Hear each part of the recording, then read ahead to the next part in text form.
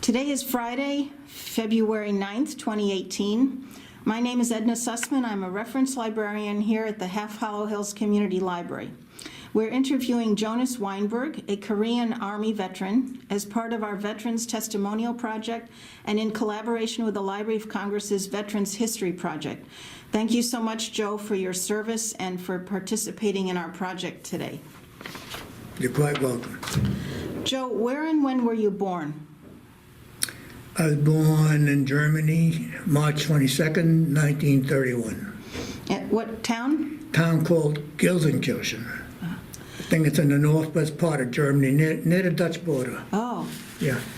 so who were your parents? What were their names and what did they do? Okay, my parents' names were, my father was Nathan Weinberg, my mother was Frida Weinberg, and my father he started out as a house painter.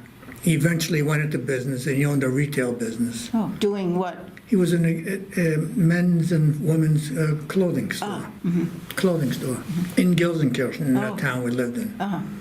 And He did quite well. We became what they call the bourgeoisie, middle class, had the maid, the whole bit. Wow. The whole bit. Yeah, that was, I guess, the middle class was pretty much like that in Germany. Yes, yes. Him and all his relatives and friends were, Doing okay. they were doing okay until the Nazis. Yeah, and your mom, what was she?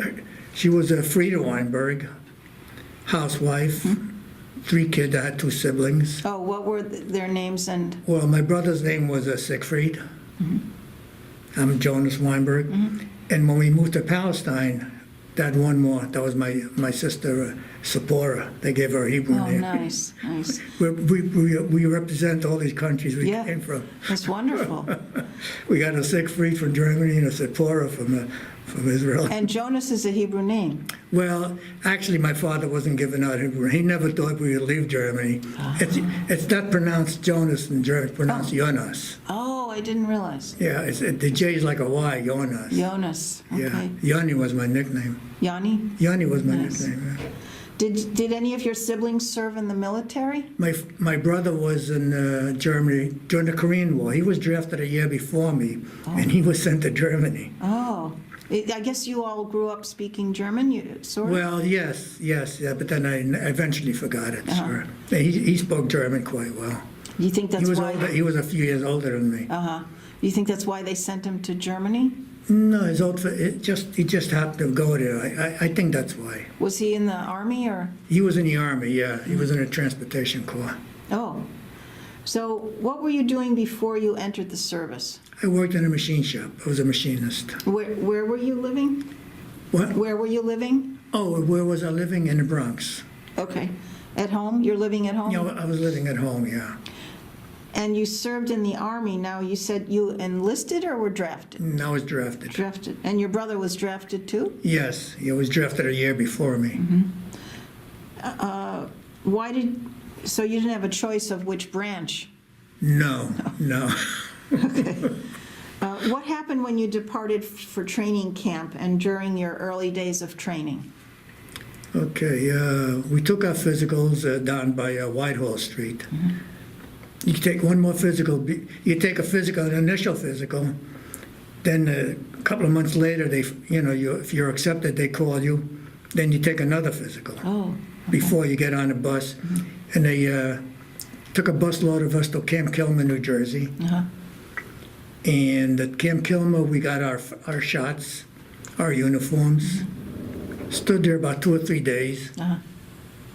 Did some kitchen police.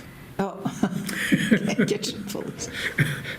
The thing is that when they give you the shot, you sometimes have a very bad side effect to it. No kidding. Did you? Yeah, we all did. Oh, wow. And then they put us on 12 hours of KP. Oh, so you were near food. That probably made you feel worse. Yeah. Wow. Anyway, so we got through that. That was 2 or 3 days at Camp Kilmer with the uniforms. And then they got us together and they said, you guys are all going to Arkansas. Oh, Camp Chaffee, Arkansas. okay. Why? For basic training. Basic training. Basic training, Okay.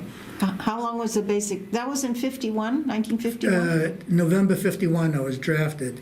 That was the end of the That was the end of November, November 20. It was almost December, almost the end of the year. Okay. Just about the end of 1951. Okay, so how did you get to Arkansas? Believe it or not, I never took anything but a subway. They had to put us on Pullmans. A train? A train with sleep, you know, with the berths. yeah, with the birds. Yeah, the sergeant says we got to get you to Arkansas in a hurry. So the only thing we can get is big deal. That's fine with me. Nice. Yeah. Yeah. So he says, you know, they'll make up your beds for you. You'll have breakfast. Just give the guy a couple of bucks when you get to Arkansas. So it was quite an experience for me. Sure. Why did he say in a hurry? Just to tell, I guess he had to explain why we're getting Pullmans and Oh, I see. birds. Oh, I You see. know, how come they're treating us so nice, implying it's not going to last, you know? Right. So that's all I could get. So you didn't know where they were going to send you at that point? Well, just to Arkansas. No, I know, but I mean after that, you didn't know. No. So we got to Arkansas and we started basic training. And they divided us up into 4 platoons. We were in a company, Charlie Company. Uh-huh. And the first thing they said to us, you guys are all going to Korea. Wow, really? Wow. How did you feel when you heard that? I wasn't surprised. I kind of expected that. Really? I mean, the war was still on. Wow. Had you heard from your brother before you were drafted? Yeah. He used to write to me from Germany, sure. Yeah. Yeah. He wasn't sent at all to Korea? No, he Okay. lucked out. He almost married a German girl. Oh, no kidding. Yeah, my mother wasn't too happy about that. I bet. So you spent how long in basic training? About 4 months, 4 or 5 months. Wow. Took 16 weeks of training.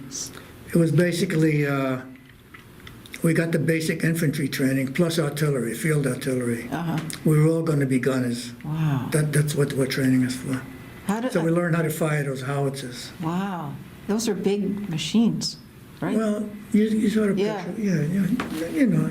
Wow. It's kind of a light artillery. It's not the heaviest that they had over there. Oh, really? Yeah. It looked big. They had bigger guns behind us. Mm-hmm. So what else was, how else was your experience in basic training? Do you remember your instructors? What were they like? I remember some of their names, yeah. What were they like? They were tough guys. Where they were? We had nicknames from all of them. Baumgartner was Bummy. The supply sergeant was Boat Rag. We called him Shipwreck. That's great. We had nicknames for all of them, but That's cute. We got through basic training. Did you get any specialized training?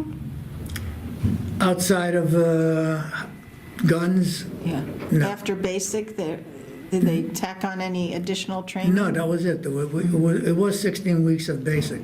Okay, and then what happened? Where did you? Okay, last day of basic training, they lined us up, the whole company again, at 200 men, and they said again, you men are all going to Korea. Wow.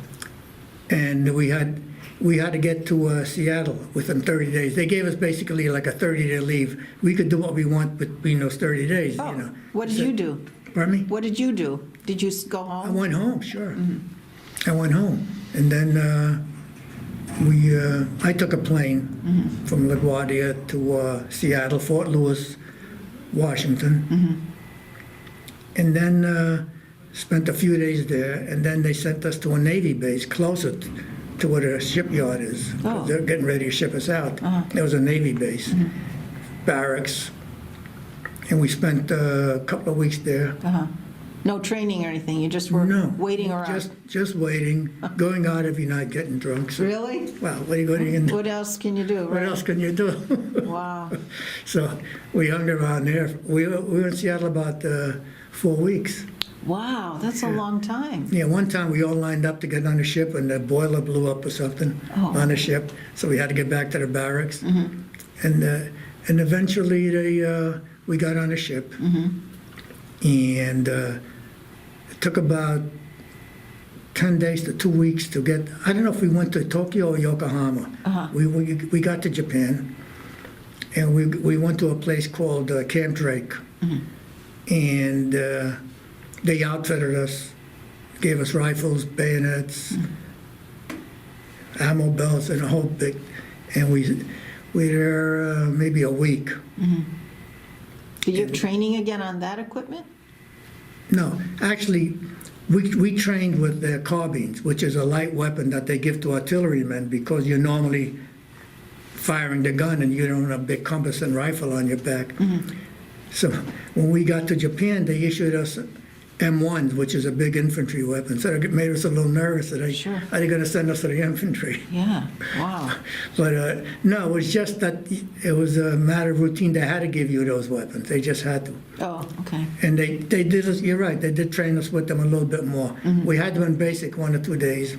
Then they took us out in the firing range to zero in those weapons. And then they put us on a little rust bucket, What is that? a little ship, a little freighter. Oh, wow. How many were you? Well, we were just one company. There was a lot of other guys that I didn't know. Ah. There was maybe hundreds of us on that ship. But, I just hung out with the guys of my platoon and my company. We were all together. At that point, we were still all together. And we went on this freighter. And maybe a day or two, we landed in Busan.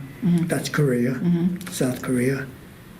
And we got off and stood there maybe a day or so. And then they put us on a train going north. I ended up in the third. While we were in that replacement company, they told us where we're going to go. Yeah. They put it on our helmets. Mine said 10F, means 10 field artillery, Oh, on our helmets. So, and we get on the train and we're going north. And then we get on trucks. And the trucks take us to our outfit, the battery we're going to be in. how Field far, artillery outfit. do you know where that was? Someplace above the parallel in North Korea. It could have been Chorwon or Kumwa. Really? Those names sound familiar. I'm not quite sure. Yeah. Wow. And then you go off the truck and you get interviewed by the captain in the bunker. And then you go, and then I get off, I stand in front of the captain, and he says, "Are you married?" That was a strange question. Yeah. How old were you? I was 20. 20. I say, "No, sir." So he says, "How would you like to go up on the hill?" So I say, "What's the hill, sir?" Yeah. He says, "Well, we'll give you a Jeep, and you'll supply the photo observers. You'll supply the photo observers. The what? The photo observers. Oh. The guys that call the fire. Oh. Photo observer. He gets on the phone. He tells us where to shoot. Oh, I see. Yeah. And you'll pull guard duty up there." So I told him I'd rather stick with the gun, sir. You did. It's probably safer, right? Well, that's safe. Yeah. So he Some said, guys never made it off that hill. no kidding. Yeah. So he said that was okay? Well, yeah, he gave me an option. That was voluntary. If he had said to me, "We're sending you up," whatever he said, I would have had to do. Right. But he gave you a choice. He gave me a choice, yeah. If he would have said, "I'm sending you up with the photo observers," No Yeah. choice, yeah. yeah, you do what Wow. you're told. Wow. But he gave me a choice. He said, how would you like to go up on the hill?" He said, Who would like to do that? No. Why would anyone want to do that? Wow. they do get volunteers. Really? Yeah. Well, before we go further, don't forget where we were, but how was it adapting to the military life before you actually got to Korea? Like in It basic was very training? tough. In the beginning, it was like, why did I hate us so much? You mean the instructors? Yeah. Well, I guess they had to do that. It's more than I expected, whoa. But then you acclimate yourself to it. Yeah. What about the food and the barracks? Did you have any social? You had some social life before you were shipped out, when you went out in Seattle a lot. Oh, yeah, well, you mean in Arkansas in basic training? Yeah. They used to bring in some girls from town. There's a little town outside of our base, and they brought in girls some Friday nights to dance with. Oh, nice. Yeah. Yeah. How was the food? The food was, not too bad. I can't really complain about the food so much. Okay. And you stayed in barracks at that point? Yeah, we had barracks, yeah. And we ate in a company mess, 200 guys. Oh, wow. Yeah, 200 guys. And they had a little place in the Fort Chaffee. There's a town outside of us, Fort Smith, Arkansas. Oh, So it had an Army-Navy store in that town. oh, And they used to advertise on the radio every day, why don't you come down to Weinberg, the same name as me. Oh. Come down to Weinberg in a town and pick up your military equipment. Oh. Come down to Weinberg on a That's town, funny. every day. that's funny. So when they brought this group of girls in to dance with us, I was dancing with this girl, you know. And she said, what's my name and all, you're a Yankee and all that? Mm-hmm. I said, yeah, I'm a Yankee. Then she says, what's your name? I used to call myself John. Uh-huh. You know, I say, John Weinberg. Weinberg says, are you kin to Weinberg on the town? Oh, wow. Are you kin to him? You know, That's cute. It was kind of funny. Funny. That was it, yeah. But when you got to Korea, there were no barracks anymore. Or how did you? No, we lived in bunkers. Bunkers. You know, sandbags and timber, and sometimes the guy would live in a tent or a bunker. There was no barracks. No barracks. So how did you sleep? Just on the Sleeping ground? bag, cot state. By the time I got there, the third year of the war, the bunkers were all built up and they had cots. Maybe the engineers put those up. Ah, mm-hmm. But it was all outside. Sometimes, Oh, yeah. I mean, not much of covering. No. I slept right next to a window, and it was when the shrapnel hits out there, it hit me right in the face. It did? No, I say it could. If it could, okay. It could have. No, we slept, there was about 10, I was in the gun section. There's 10 guys in the unit, in the gun unit. Mm-hmm. Because 5 guys firing the gun and 5 guys unloading the truck and getting things ready. Oh, I see. So you take turns doing that. Uh-huh. About 10 guys Uh-huh. in that bunker, yeah. 10 guys in a bunker? Well, there was enough room for 10 guys. Really? Yeah. Huh. Yeah, maybe could be about the size of this room or something with cots and. Oh, wow. Was it more underground? No, No. it wasn't underground, but it was plenty of sandbags all around us. Oh, I see, for protection. Timber and sandbags just in case, yeah, all around us. So there was a lot of combat action around you? Well, we were doing most of the fighting. Sometimes the Chinese would shoot back, but fortunately they never hit us. Really? Very lucky. Yeah. See, when you fire that gun I showed you, Yeah. you're always behind a hill. Oh, And fortunately, the Chinese had no aircraft to find out where we were. really? They would shoot around us, but never, once or twice they got very close, but we were very fortunate. Wow. So they had no air power at all? They had no air power, Huh. none. And we the did. last year of the war, we had plenty. Yeah. Wow. If they had air power, they would have been able to spot us. So how, when there was a fight, were you had to? We just fired the gun.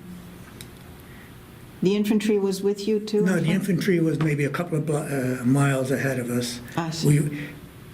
What happens is that the forward observers, our forward observers, they'd be on the hill with the infantry. Uh-huh. And when they spot a target, they call fire direction center, Oh. not us. Oh.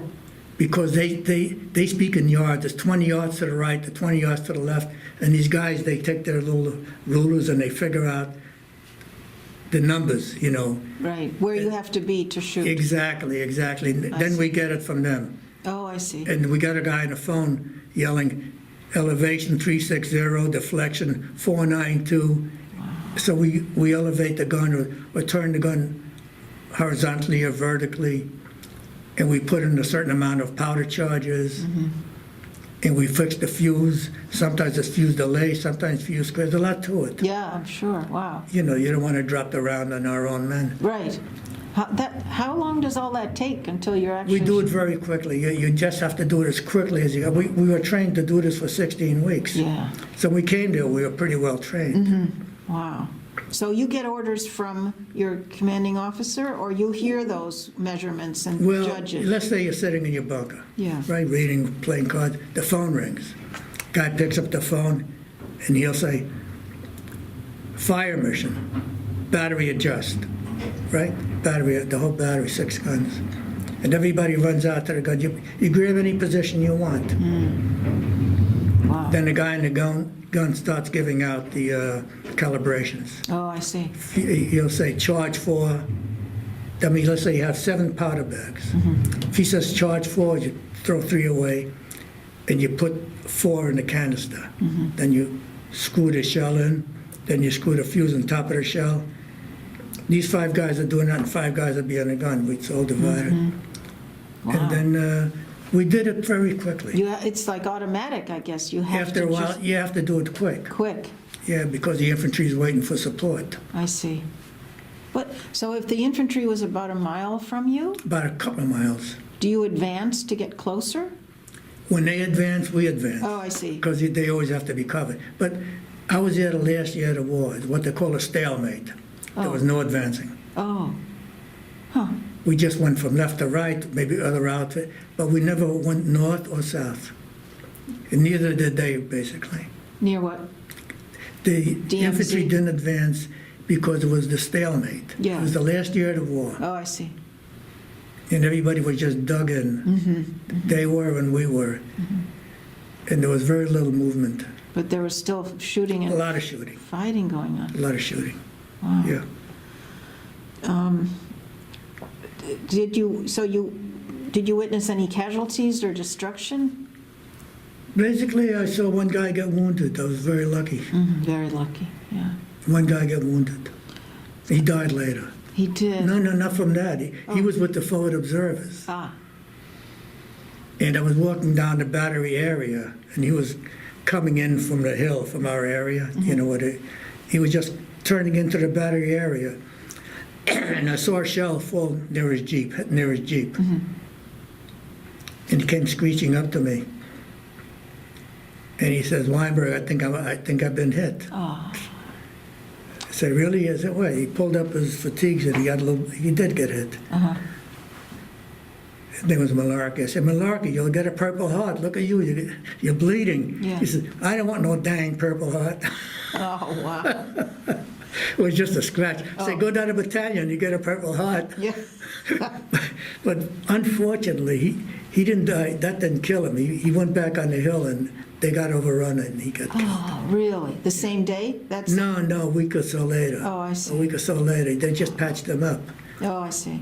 They just patched them up. Wow. They overran our forward observers, the Chinese. Oh, they did? So, yeah, so he was the only one killed. There were 4 guys were wounded. Wow. Were you ever wounded? No, no.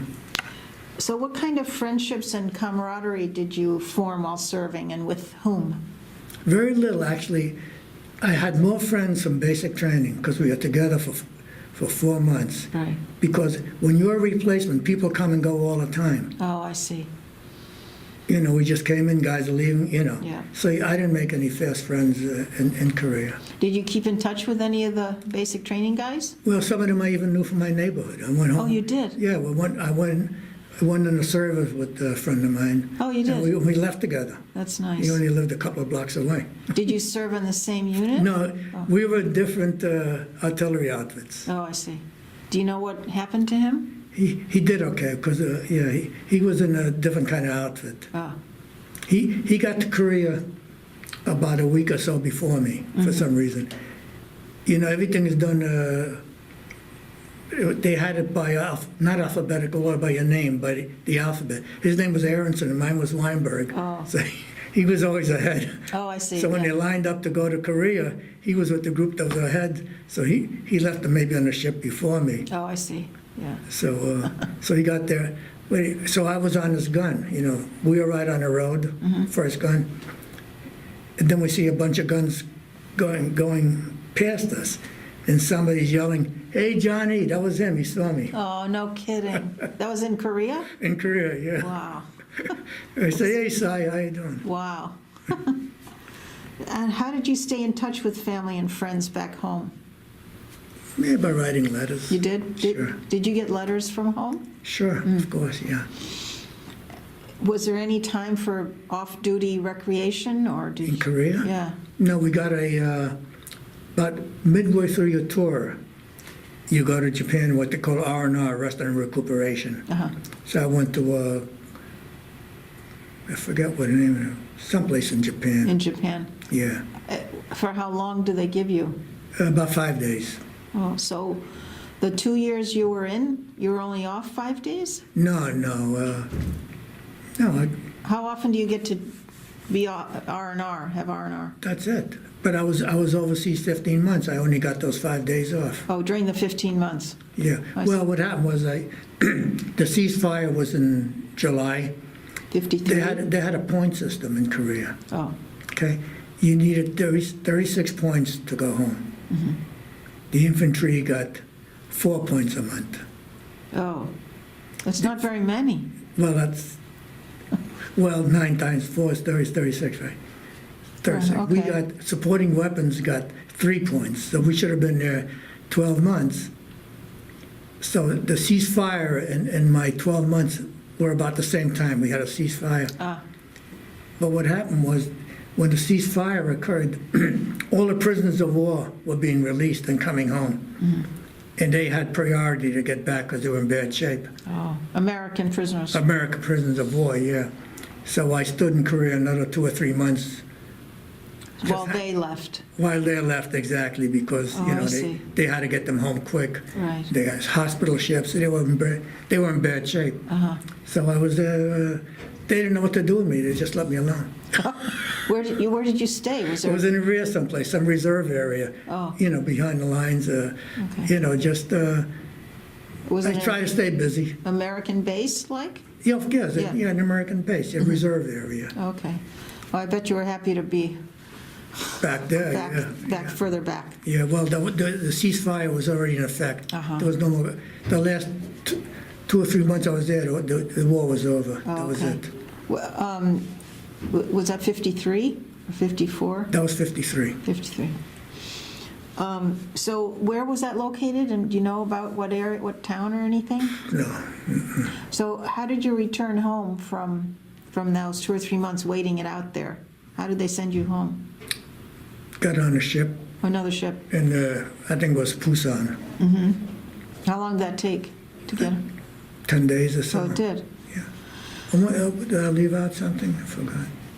Oh, yeah, Jewish services. Oh. They sent us for Jewish services. Really? Where? Someplace in the rear, some Air Force base. Oh, I got a call.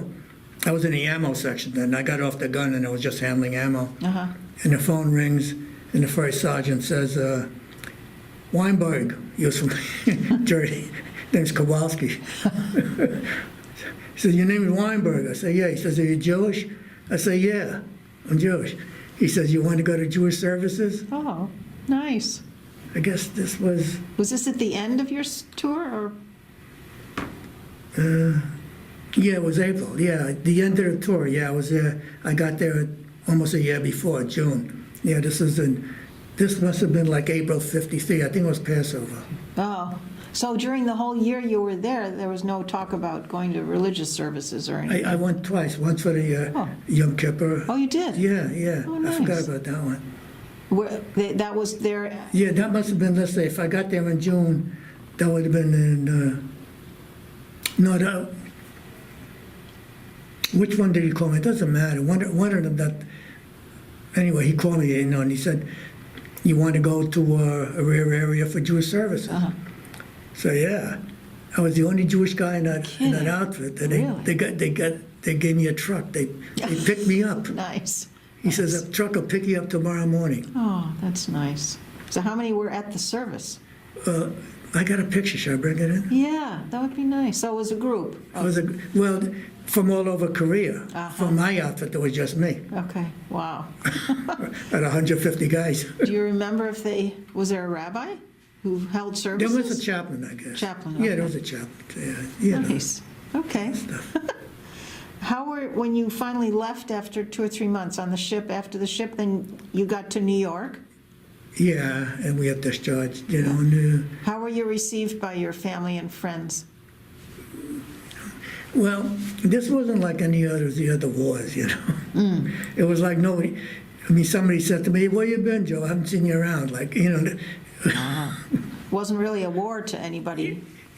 Yeah, the country went on like there was no. We used to listen to the radio, Armed Forces radio, Uh-huh. and it was like there was no, you know, nothing going on. Wow, Another quiet day on the 8th Army Front, a few patrols, and blah, blah, blah. wow, really? Yeah, Wow, it was like in between World War II and Vietnam. It Yes. was like, right. you know, But, so how did your family and friends, how were you received by them? I mean, family was probably very happy. Yeah, my mother passed out when I came home. Wait, was your brother home yet? Yeah, he got home before me. He did? Yeah, because he got drafted a year before. He was home already. Oh, okay. Yeah, so he was home, and my parents and my sister. And somebody told us that they know we were coming in. It's not going to be a surprise. That's why I didn't call. That's what my mother did. Oh. To say, you're not going to surprise anybody. It's on the radio, it's on the TV, and, you know. But they didn't know? They didn't know. Oh, God. So What I a come home shock. after 2 years, and my mother sees me in my uniform, clunk. Oh. But then she was okay? Yeah, she was okay, yeah. Wow. My brother ran into her. Wow. That's a long time to be away from family. I Yeah, mean, yeah, I know. there was no opportunity to go home for any period of time. They didn't do that. Once you were there, you were Yeah, there. yes, I came home before we left.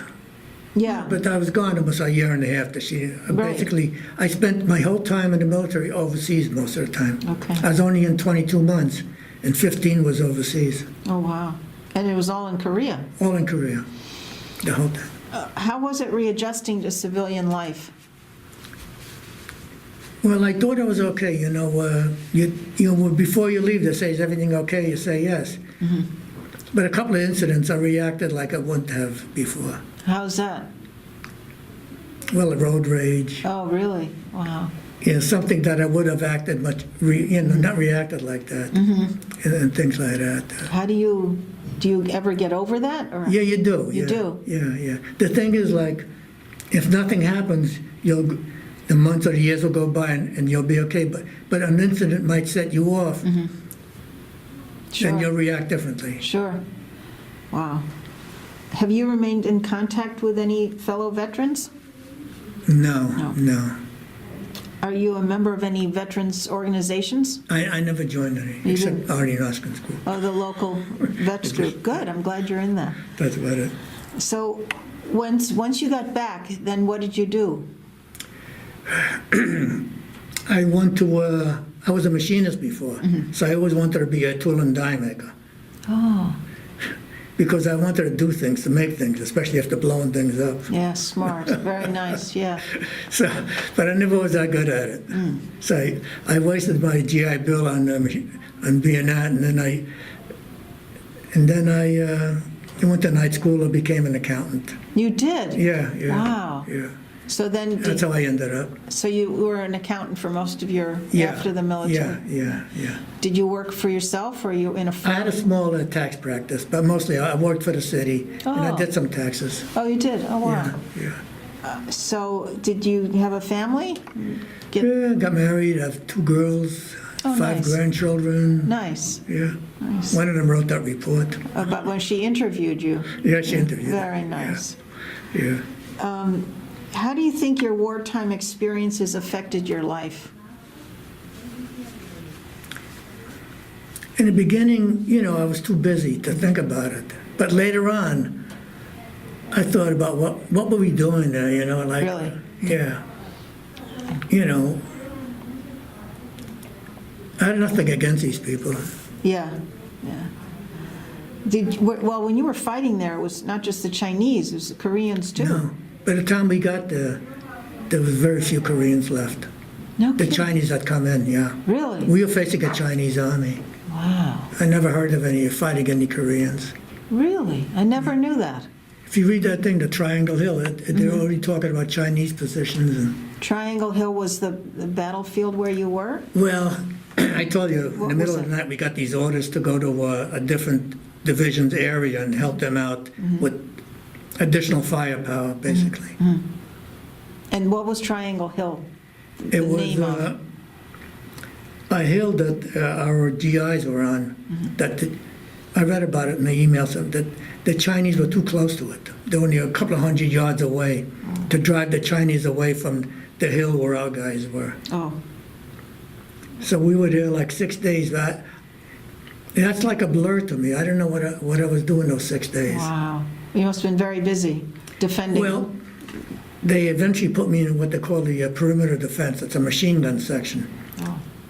in case the Chinese break through. Ah. I'd be on the hill with a machine gun with two other guys, but fortunately that never happened. Oh, really? Yeah, Wow. 6 days you were there? yeah, And there was fighting going on? yeah, we're doing a lot of fighting, Wow. a lot of firing. Wow. But you Pretty close to the Chinese, Really? yeah.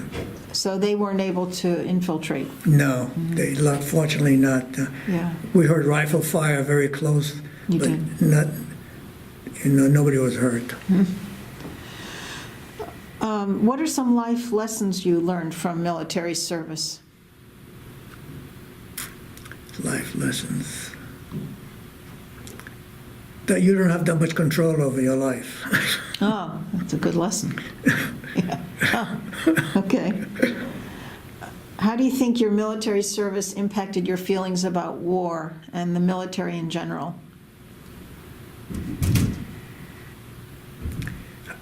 The military in general. I thought the Army treated me fairly. Yeah. And some wars are absolutely necessary. Other wars are debatable. I'm talking about World War II. Yeah.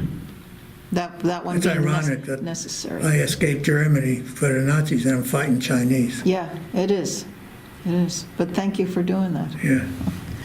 What message would you like to leave for future generations who might hear this interview? Think about what you're getting into, and is it worth it? Would you give your life for it? Ask yourself that question. But you didn't really have a choice. You were No, drafted. I didn't have a choice. Yeah. When you're 20 years old, you don't think that way. Were you afraid? No, it really wasn't. You never think anything will happen to you when you're 20 years old. I wasn't afraid. I should have been. Yeah. We had a few incidents that I could have get blown to bits. Yeah. Really? Yeah. When was that? Well, when we were firing the guns. We had one case where I was loading the gun, and the guy pulls the lanyard, that's for the gun to fire, Yeah. and it didn't go off. Ooh. It was a misfire. Oh, God. So I look back, and I say, Sarge, what do we do? The gun didn't go off. So he says, take the gun out, take the shell out. So the guy pulls this lever here, and the shell falls on my hand. Oh, my God. Whoa. So the sergeant says, this black guy says, how's it feel? I say, it feels hot. We wear thick gloves when a loader feels, Oh, really? I felt the heat through my gloves. I said, it feels hot. What do we do? He said, try to fire it again. So I shoved it in, and he pulled it. This time it went off, so it was okay. Wow. But it could have gone, exploded, It right? could have exploded in my hand. Oh. Did he not realize that? No, of course. Everybody was out of the gun pit by then. Wow. Everybody was away. That was Just close. me and this other guy were Oh, there. jeez. And Wow. one time the barrel split. So it's The barrel what? split. Split. From firing so long. Oh. The barrel heated up. Oh, wow. Huh. You were very lucky. I was lucky. Thank God. I was lucky. Is there anything we haven't discussed that you might like to add? That we haven't covered? I can't think of anything now. Okay. No. You did quite well. Well, thanks, Joe, for your service. We really appreciate it, and thanks for sharing Oh, you're quite your welcome. memories. I was glad to do this. Thank you. Okay.